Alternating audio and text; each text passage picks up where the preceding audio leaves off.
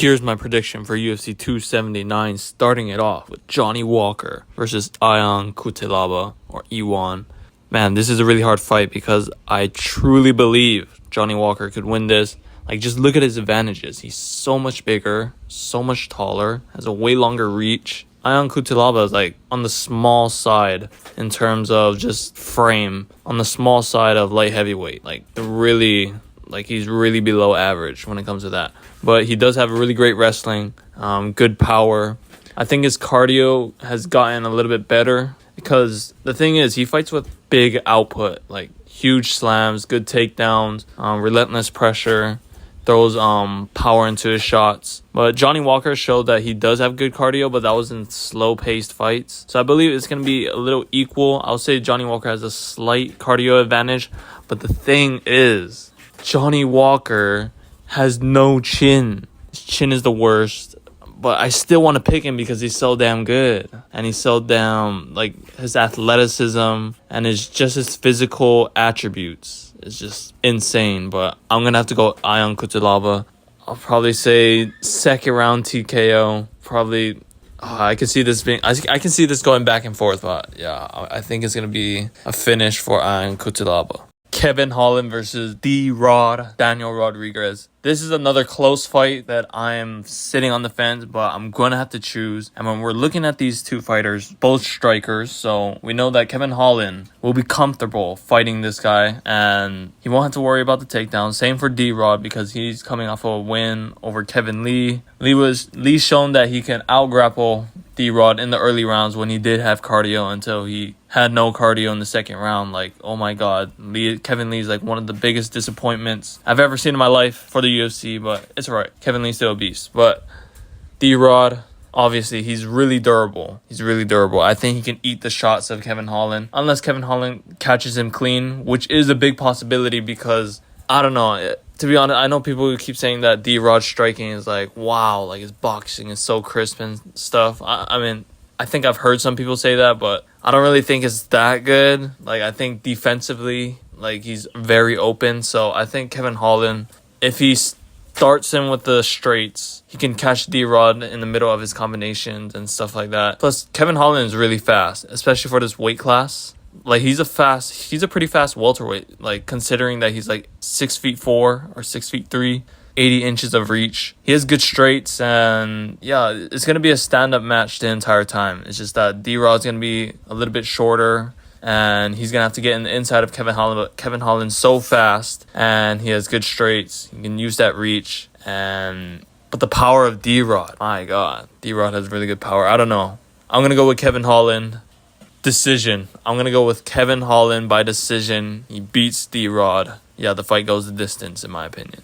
On to the co-main event, Liang versus Tony Ferguson. I hate this matchup. I hate the UFC. And if you're a casual fan, you're going to eat this all up because it's going to be a fun fight. Both of these guys are going to bring it, but not me. I mean, I am going to be excited to watch this. I know these guys are going to bring in the entertainment, but I care about Tony. I want to see him win, but the UFC doesn't care. And Tony's management, so fuck. But Liang, he has power, bigger.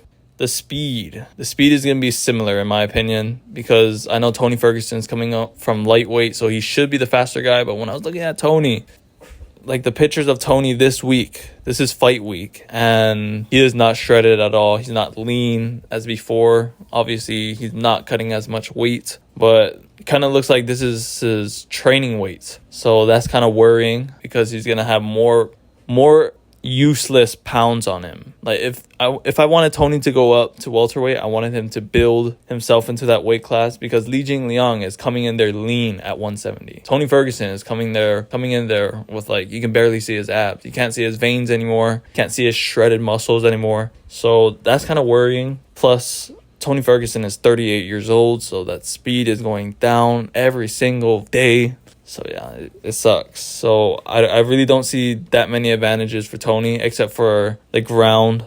But even on the ground, Liang just has that weight advantage that he can use in the grappling. And weight matters more in grappling situations. So that's something Liang can use to leverage on his side if the fight ever goes to the ground. The cardio, I'll still give it to Tony Ferguson, but I just don't see Tony just weaponizing his cardio. But I could see Tony Ferguson doing a good job striking with Liang. I know prime for prime, Tony Ferguson would mess up Lee, because I think his striking is good. I mean, yeah, Tony's striking is great. But now, it's not that good anymore. I know he did good against Michael Chandler, but Lee is much bigger than Chandler. So, yeah. But I can see this fight being competitive all the way until Liang just KOs Tony out of nowhere. Or just TKOs him. So I'm going to go with the round 2 TKO for Liang. I'm hoping Tony Ferguson wins, bro. I'm hoping. I think he has a good chance. I can see Tony winning this fight, even though I was just complaining. On the feet, I know Lee is not going to shoot a takedown on him. So I know this fight is going to exclusively stay on the feet. And Tony Ferguson, he can compete with Lee on the feet. It's just that Tony Ferguson is 38. And I just see Lee just catching him because Tony's 38. And he's coming off of a knockout loss 4 months ago. But Tony does have a good chance. I'm not counting him out, but it's just very unlikely. The odds are stacked against Tony Ferguson. So, round 2 TKO for the Leech. Now, for one of the most non-competitive main events I've ever seen in my life, especially in a pay-per-view, Hamza Shamaya versus Nate Diaz. At least Tony versus Lee is going to be competitive because Tony is much better than Nate Diaz and Lee is much worse than Hamza. But, the UFC and this stuff, it doesn't make any sense. This shouldn't have been a pay-per-view. But Hamza just has every single advantage in this fight. Nate has always shown that he has a problem against wrestlers, or especially like people bigger than him. Roy McDonald, like a natural welterweight, just effed up Nate Diaz. And Nate Diaz is a lightweight. Same for Tony. Both of these, it's a lightweight versus welterweight matchup. There's a 15-pound gap difference between these guys. Hamza's the biggest welterweight I've ever seen. Lee's on the big side of welterweight.